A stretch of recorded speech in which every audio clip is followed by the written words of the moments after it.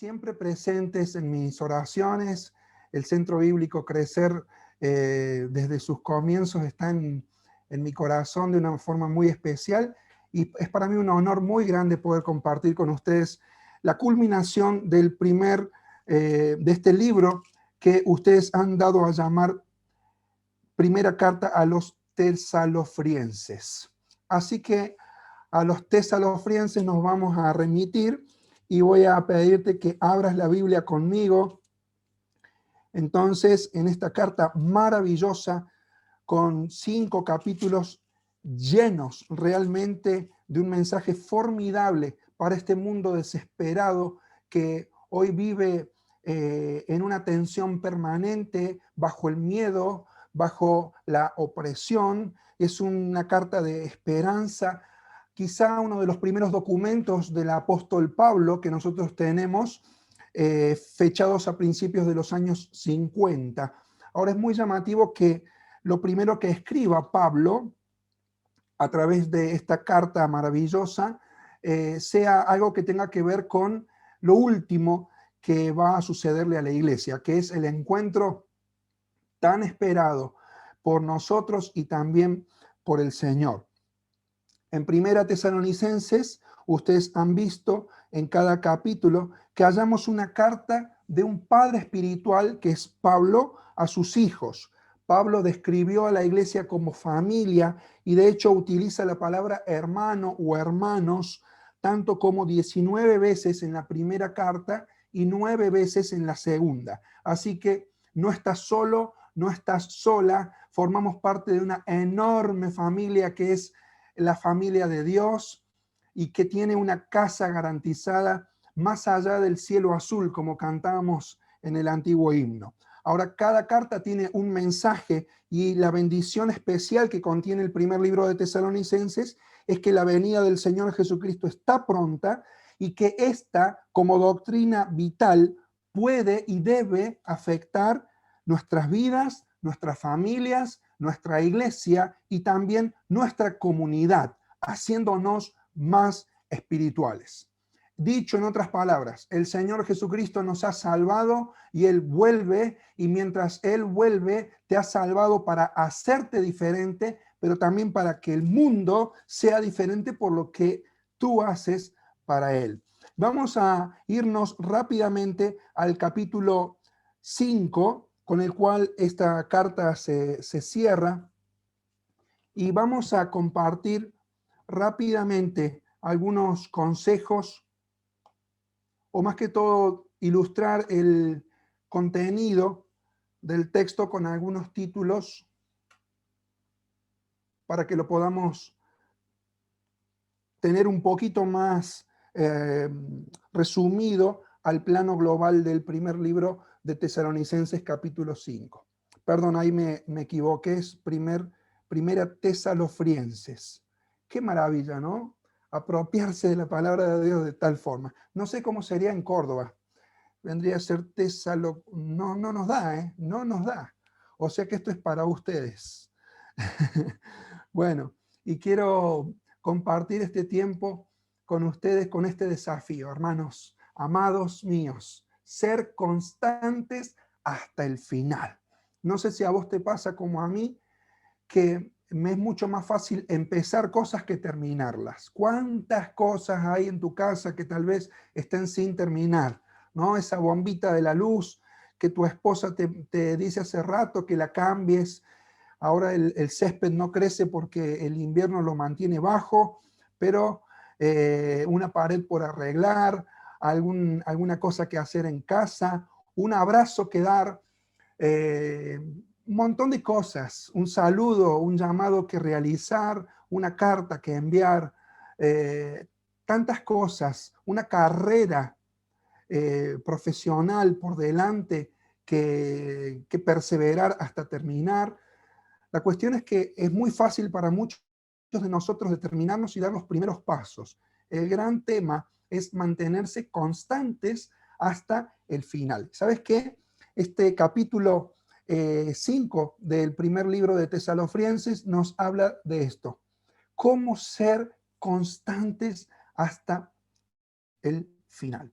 Eh, ser constantes hasta el final como iglesia me evoca un recuerdo que tengo desde mi adolescencia. Era un joven muy enamoradizo y recordaba recién cuando Juan Alberto leía ese poema, algunas poesías que yo también me memorizaba para decírselas a mis amadas en mi mente. El tema es que me las memorizaba todas las poesías y no se las decía nunca, me las quedaba yo. Algunas de esas todavía están dando vueltas en mi cabeza, pero quédate tranquilo que no se las estoy diciendo a nadie más que a mi esposa, ¿no? Eh, Muchas poesías dando vueltas en mi cabeza. Y bueno, y el tema aquí es cómo prepararse para el encuentro, ¿no? Creo que la iglesia tiene un llamado de parte del Señor a encontrarse. Está preparando una iglesia santa, gloriosa, maravillosa, sin mancha, ni arruga, ni cosa semejante. Y quiere el Señor que nos mantengamos así, constantes y cada vez avanzando más hacia ese momento del encuentro con el Señor. Me hizo acordar en mi adolescencia esto de prepararse para el encuentro, una vez que mi mamá, cuando me puse de novio con Silvana, me dijo, resulta que en aquel momento no había WhatsApp, ni había los celulares que hay hoy, ni nada que ver con lo que ocurría hoy. Había el que tenía teléfono fijo, que era como un cable todo enrulado. Era una persona que no estaba mal económicamente, era el acceso a la telefonía algo muy restringido. En casa teníamos la gracia de tener el teléfono. Y resulta que una vez me llamó mi novia, Silvana, y resulta que yo estaba dormido y me había quedado dormido esperando que ella me llamara. Mire qué bárbaro, ¿no? Esperando allí al lado del teléfono. Como decía la canción, suena el teléfono y voy como un loco a tu encuentro. Lo que pasa es que yo me quedé dormido y cuando mi madre atendió el teléfono, me zamarrió todo y me dice, apúrate, apúrate, levántate, dice, lávate la cara, peinate, ponete perfume que te llama tu novia por teléfono. Así que salí corriendo y me lavé la cara y al final cuando llegué al teléfono me di cuenta de que era un teléfono, que no podía verme. Eso es lo que Dios quiere que la iglesia haga, que se prepare como nos preparamos para encontrarnos con nuestra amada, con nuestro amado. Así, constantes, tiene que ver básicamente con cuando nosotros planificamos algo en perspectiva, reducir y eliminar riesgos, tener claro un destino, establecer objetivos y crear un plan. Mira lo que dice allí la palabra de Dios en el capítulo 5 y el versículo 24. Pablo ya está prácticamente terminando la carta y dice, fiel es el que os llama, el cual también lo hará. Esta traducción que puse aquí dice, aquel que los llama es fiel y cumplirá todo esto. Hay muchas cosas que nos cuestan para ser constantes. Sin embargo, ese Dios poderoso y fiel nos sostiene, nos prepara y va a cumplir todo eso que ha planificado para tu vida, para la iglesia Centro Bíblico crecer. Cada capítulo termina con una mención a la venida del Señor. En el capítulo 1 y el verso 10 vemos que tiene que ver esto con la salvación, con completar lo que todavía está sin cerrar. No es que la salvación por ese detalle todavía esté inconclusa, sino dice allí esperar de los cielos a su Hijo, al cual resucitó de los muertos, a Jesús, quien nos libra de la hora de la ira venidera. Es decir, el Señor cerrará allí ese plan maravilloso con la iglesia toda completa. También en el capítulo 2 y el verso 19 y 20 nos habla acerca del servicio, porque ¿cuál es nuestra esperanza, gozo o corona de que me gloríe? ¿No lo sois vosotros delante de nuestro Señor Jesucristo en su venida? Vosotros sois nuestra gloria y gozo.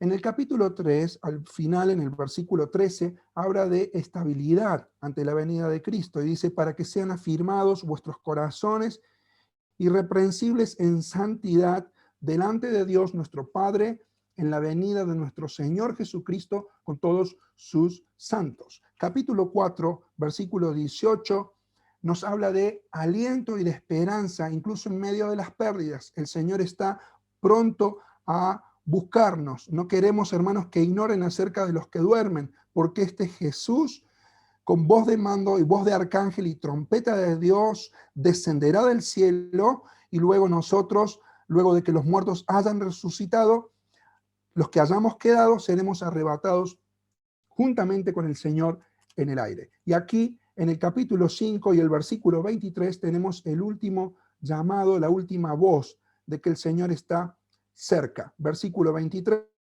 y el mismo Dios de paz os santifique por completo, y todo vuestro ser, espíritu, alma y cuerpo sea guardado irreprensible para la venida de nuestro Señor Jesucristo.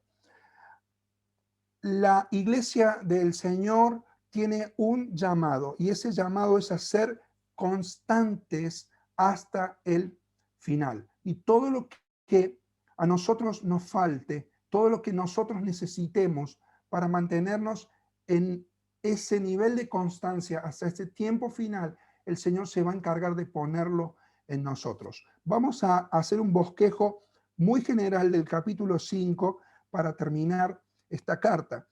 En primer lugar, vamos a ver que constantemente nosotros debemos ser sobrios. Mira lo que dice desde el versículo 1 hasta el versículo 11 la palabra del Señor.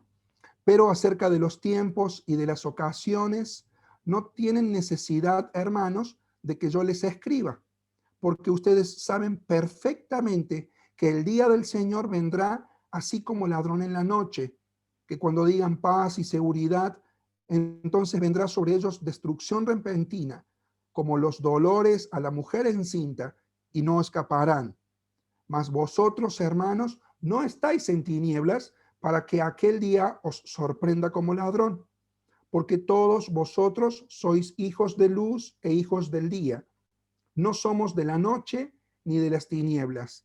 Por tanto, no durmamos como los demás, sino velemos y seamos sobrios. Pues los que duermen, de noche duermen, y los que se embriagan, de noche se embriagan.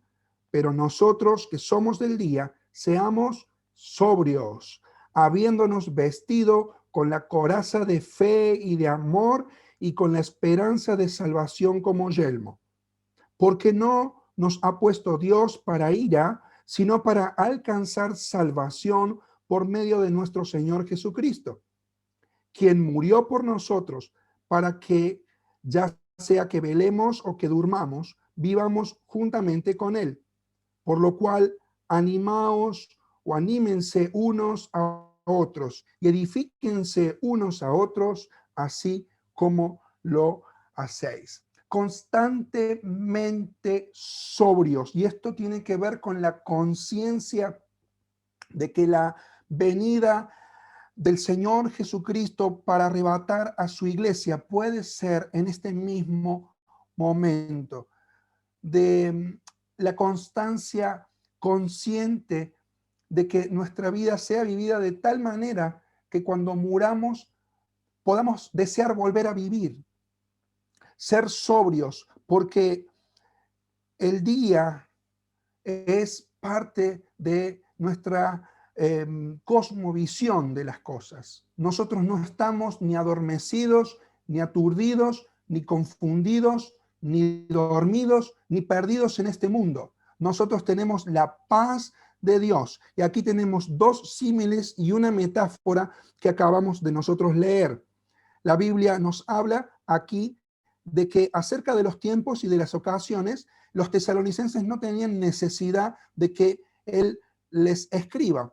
En el ministerio corto de Pablo a los tesalonicenses, él les había enseñado perfectamente lo que tenían que saber acerca de la venida del Señor. Y eso es lo que dice allí. Ustedes saben perfectamente, es decir, son sobrios, totalmente conscientes de que hay un día en el cual Cristo volverá.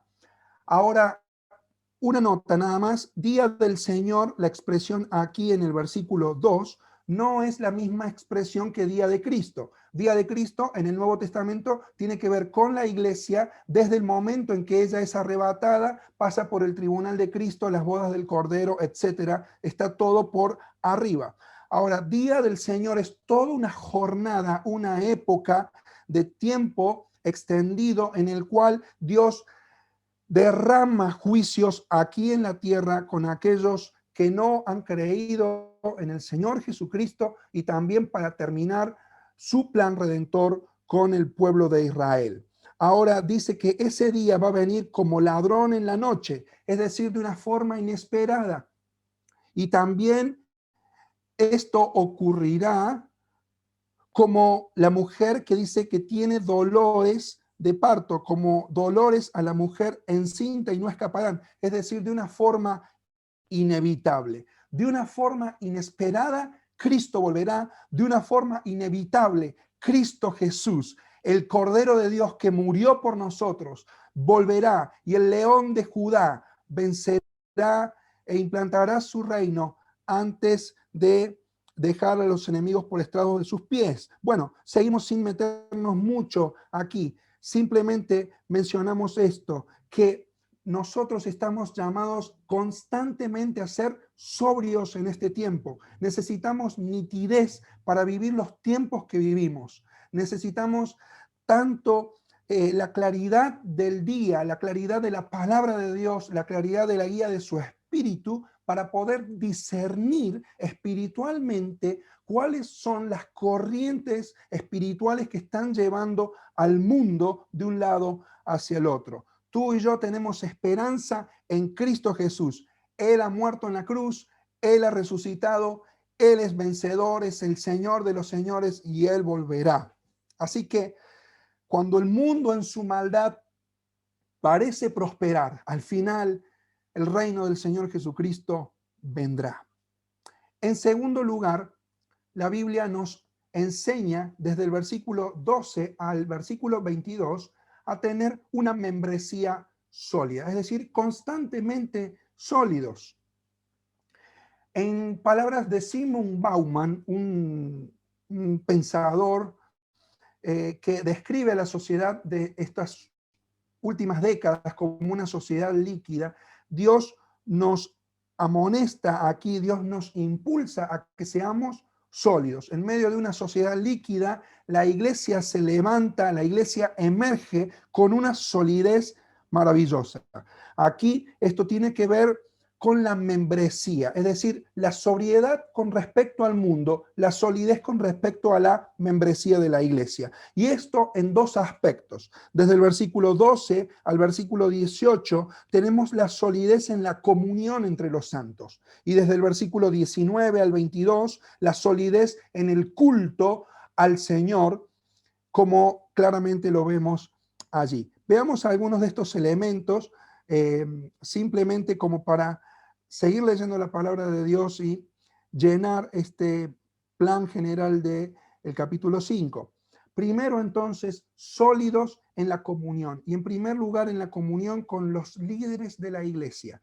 Versículo 12, os rogamos, hermanos, que reconozcáis a los que trabajan entre vosotros y os presiden en el Señor y os amonestan, y que los tengáis en mucha estima y amor por causa de su obra. Tened paz entre vosotros. Los tesalonicenses habían estado en una situación donde muchos decían, bueno, si el Señor viene, entonces el Señor nos proveerá, y como ya viene, entonces nadie trabaja. Y tuvo que haber un tiempo de disciplina en la iglesia de Tesalónica, y eso que es tarea en última instancia, aunque todos tenemos responsabilidad y compartimos el resultado espiritual de la vida de cada miembro de la iglesia, la confrontación final cuando la persona se resiste a dejar una situación que desagrada a Dios es de los pastores de la iglesia. Y eso no es una tarea muy linda, la de confrontar. Sin embargo, dice allí el libro de Tesalonicenses, les rogamos, hermanos, que reconozcan a los que trabajan en el Señor. Una iglesia sólida es una iglesia que parte de un liderazgo sólido. Y eso es por el apoyo que el liderazgo recibe de parte de toda la iglesia. Y los tengáis en mucha estima y amor por causa de su obra. Mira, hay que estar en los zapatos. Hay que orar por nuestros pastores, sostenerlos, ¿no? Estimarlos, amarlos y reconocerlos. Ahora, en segundo lugar, también la comunión, sólidos en la comunión, tiene que ver con distintas situaciones en la membresía que pueden provocar en la iglesia la falta de solidez. Miren lo que dice el versículo 14. También os rogamos, hermanos, que amonestéis a los ociosos. Número 1. Número 2, que alentéis a los de poco ánimo. Número 3, que apoyes o sostengas a los débiles. Número 4, que seas paciente para con todos. Esta es una tarea que la iglesia tiene que encarar para ser una iglesia constantemente sólida. Una iglesia que tiene un ministerio en su membresía tan amplio que puede amonestar a los ociosos, que puede alentar al decaído, al deprimido, que puede apoyar y sostener al débil y que pueda apaciguar, ser paciente con todos. Qué difícil que es, ¿no? Las cantidades de ovejas que cuando se enferman tienen síndromes distintos. Hay un montón de ovejas con síndrome de perro. Por ejemplo, es la oveja que te ladra, te ladra, te ladra, te ladra, ¿no? Y siempre está ahí queriendo morderte los talones. La oveja con síndrome de jirafa es la oveja que tiene el cuello, el cogote largo, largo, largo, largo, y tiene las patitas aquí en el pastito, pero tiene la cabecita puesta en otro lado porque es muy curiosa, ¿no? Le llama la atención lo que están haciendo las otras ovejas. Hay ovejas con síndrome de carretilla porque hay que levantarlas y llevarlas de un lado para el otro. Y también hay ovejas con la enfermedad del síndrome del chicle. Ustedes saben cuáles son esas. Las ovejas con el síndrome del chicle son las ovejas que todos las masticamos, pero ninguna las tragamos. Qué difícil a veces mantener este mandamiento de parte del Señor, ser paciente con todos. Miren que ninguno pague a otro mal por mal, dice el verso 15. Antes, sigan siempre lo bueno unos con otros y para con todos. Hermano, si hay alguien que te ha tratado mal, si hay alguien que ha procedido mal con tu vida, usted no pague con la misma moneda. No sea de la misma baja calaña que el otro. Demuestre el ejemplo y sea una persona que pague con el mal que le han hecho, pague bien. Recuerde que la herida se da o la herida se mide no por quien la da, sino por quien la recibe. Así que no pague a otro mal por mal. Deje a Dios que Él se encargue de poner las cosas en su lugar. Y dice el Salmo 37, que Él exhibirá tu justicia como la luz del mediodía. No te desesperes, porque eso es lo que hace que el gozo a veces se venga para abajo. Y uno empieza a pensar y sabe dónde está la batalla que Satanás quiere lograr ganar en tu mente. Allí se crean los dilemas, allí se crean las dudas acerca de lo que Dios dice, acerca de lo que Dios promete. Y cuando uno entra en una mala relación con los hermanos, ocurre lo que nosotros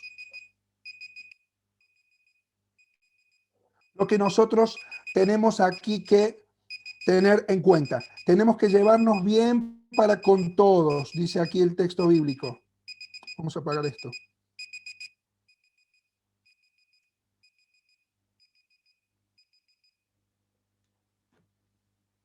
Perdón.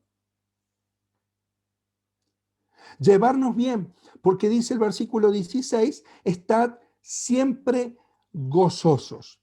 Cuando uno no es sólido y cuando uno no tiene solidez, ¿qué empieza a suceder? Uno se empieza a desmoronar, se empieza a bajonear, empieza a perder solidez. Y eso es porque el gozo está yéndose de tu vida. El gozo es entusiasmo, y esa palabra entusiasmo de parte de Dios es una palabra que etimológicamente se compone por enteos, es decir, con Dios adentro. Cuando una persona está desanimada, con pérdida de gozo, es una persona que anda como un auto con sus 4 gomas desinfladas. Mira, no se te va a fundir el auto, pero no vas a llegar muy lejos así. Que el Señor imprima con su espíritu un gozo renovado en tu vida. También dice el verso 17, oren sin cesar. Esto no significa que estemos orando mientras trabajamos cerrando nuestros ojos o mientras conducimos un auto, sino que para evitar esos problemas. Esto significa que estemos permanentemente nosotros en una actitud de dependencia consciente y espiritual del Señor. Dice allí también el verso 18, dad gracias en todo, porque esta es la voluntad de Dios para con vosotros en Cristo Jesús. Por eso elegí constantes hasta el final. Fíjate cómo en el versículo 15 dice, antes sigan siempre lo bueno unos para con otros. Versículo 16, estén siempre gozosos. Versículo 17, oren sin cesar. Una iglesia constante es una iglesia sólida, una iglesia que también da gracias a Dios por todo lo que pasa. Qué fácil que es quejarnos cuando las cosas no nos van bien, ¿no? En estos tiempos donde el trabajo ha menguado, donde las fuentes laborales se han cerrado, donde tal vez la familia está sufriendo y está padeciendo, no te quejes. Yo sé que es difícil dar gracias a Dios en todo, pero como bien dijo un autor, una oración sin gratitud es como un pájaro sin alas. También a partir del versículo 19 hasta el versículo 22 tenemos la solidez de la iglesia en el culto. No tenemos para profundizar aquí, pero básicamente dice el verso 19, no apaguéis al espíritu. Y esto tiene que ver con la dación de los dones. Una iglesia sólida es una iglesia que arderá en el fuego del espíritu porque Dios ha depositado a través de la persona del Espíritu Santo dones para ser ministrados hasta el tiempo en el que el Señor Jesucristo vuelva. Dios te ha dado características espirituales que se llaman dones. Ha descansado en ti con cosas que yo no puedo tener, que no voy a tener nunca, pero que tú sí tienes, que te hace especial, que te hace original, que te hace particular, que te hace miembro funcional, excelente en el lugar donde Dios te envió. No procures estar en un lugar que no es el tuyo. No apagues al Espíritu Santo. Pablo le dijo a Timoteo, te ruego, Timoteo, que avives el fuego del don de Dios que está en ti. Y con la misma pasión te desafío, hermano, hermana querida, a poner tus dones en servicio de la membresía del Centro Bíblico Crecer. Dice el verso 20, no menosprecien las profecías. Esto tiene que ver con la dación de la palabra del Señor. Versículo 21, examinadlo todo, retened lo bueno y absteneos de toda especie de mal. Si nosotros vemos esto con profundidad, podemos ver de que Pablo está hablando a la iglesia de Tesalónica y está cubriendo su comunión con los líderes, su comunión con los demás hermanos y está cubriendo también la solidez en el culto. Solidez no es sinónimo aquí de rigidez, porque la rigidez es algo que Satanás usa, es una estructura lógica a través de la cual la libertad del Espíritu Santo coarta su acción. Y hay muchas iglesias que lamentablemente no dejan fluir al Espíritu poderoso del Señor y entonces están estancadas. Esto básicamente digo aquí. Y en tercer lugar, constantemente santos. Mira lo que dice el versículo 22 y 23. Absteneos de toda especie de mal. Y esto tiene que ver no solamente con la escritura y la exposición de las escrituras, no menospreciando los mensajes de los profetas, según el versículo 20, sino también, más allá de la explicación de la escritura, la ética de la vida. La solidez tiene que ver con la santidad de vida, porque uno hace lo que cree, ¿o no? Uno hace lo que cree. Entonces, allí el texto dice, examínenlo todo, retengan lo bueno, absténganse de toda especie de mal.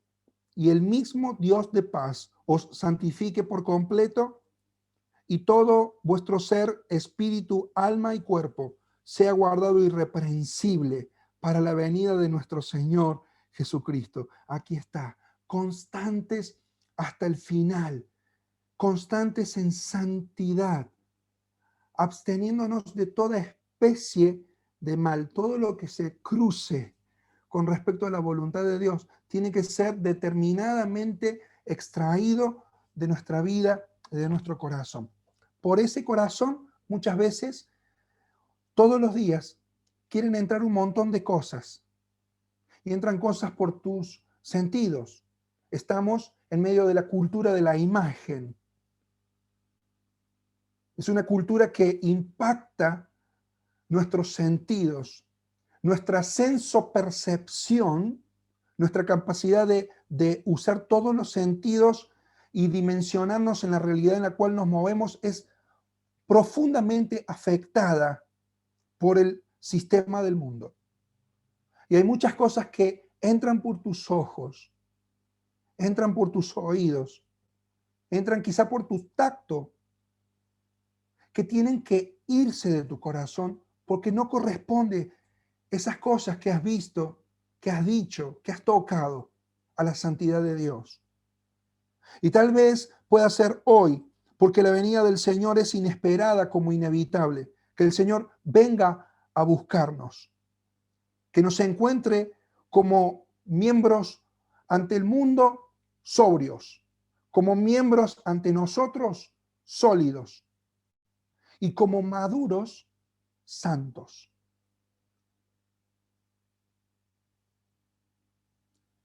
Cuando uno repasa esto, dice, Señor, ¿cuánto me cuesta mantenerme lúcido en este tiempo, sólido, firme? Me cuesta mucho, Señor. Me cuesta mantener la santidad.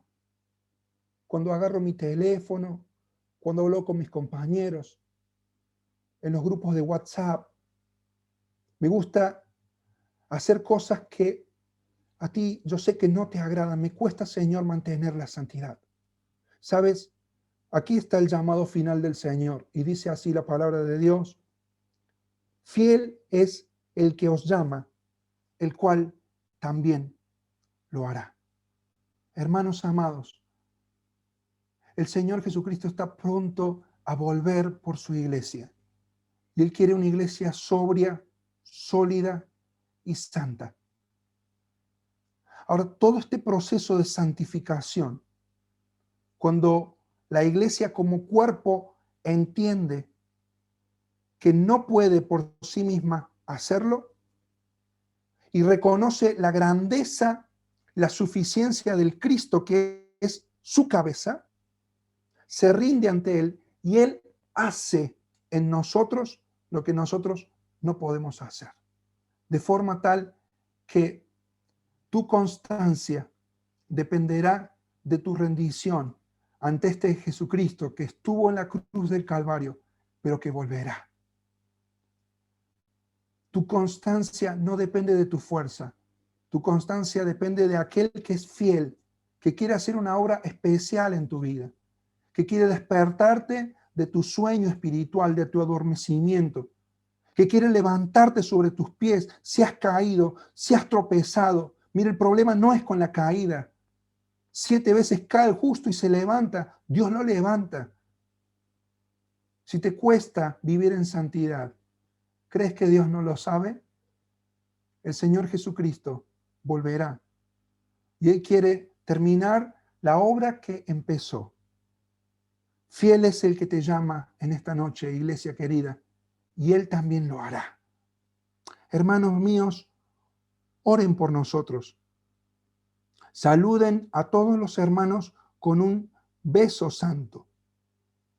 Les pido, les conjuro por el Señor, que esta carta se lea a todos los santos hermanos. La gracia de nuestro Señor Jesucristo sea con vosotros. Amén. Y con esta salutación final, Pablo termina esta maravillosa carta a los tesalonicenses. Que sea de verdad la carta a los tesalofrienses. Que sea de verdad una carta para mi iglesia también. Es importante este mensaje y por eso Pablo les dice, encárguense de hacérselo saber incluso a los que no saben leer. Ese es el sentido del versículo 27.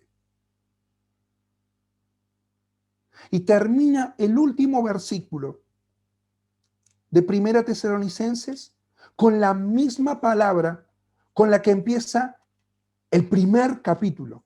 Es decir, el primer capítulo y el primer versículo tienen la misma palabra que el último versículo del último capítulo. Y esto es: la gracia de nuestro Señor Jesucristo sea con ustedes y sea con su espíritu. Yo oro al Señor, realmente oro, hermanos, para que la constancia, que es lo que tanto nos cuesta, sea una realidad en nuestra vida. Que no solamente a partir de hoy te empieces a apurar a terminar lo que tienes pendiente en tu vida, porque el Señor pronto volverá, sino que también seas constantemente sólido, sobrio y santo.